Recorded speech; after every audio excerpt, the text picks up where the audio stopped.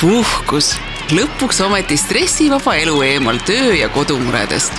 Aga tegelikkuses tuleb reisi puhul valmis olla ka teistsuguseks stsenaariumiks. Umbes 100 eestlasel päevas juhtub midagi sellist, kus reisikindlustus oleks suureks abiks.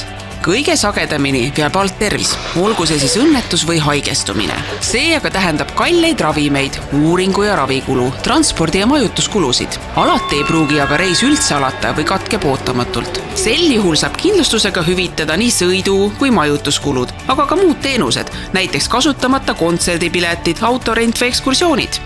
Reisile võtad ikka kaasa vähemalt käsipagasi jagu vaja minevat ning selle sisu võib meeldida ka pikanäpumeestele.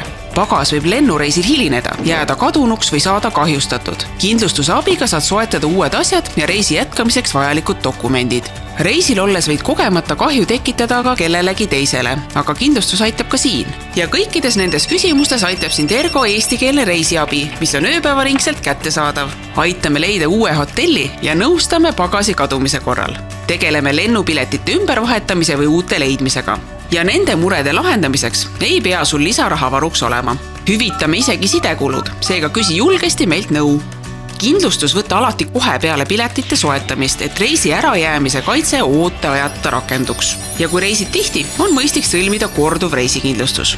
Ergo reisikindlustus tagab stressivaba tööreisi või puhkuse. Sõlmi see mugavalt meie veebilehel 10% soodsamalt. Vaata lisa ja arvuta hind ergo.ee.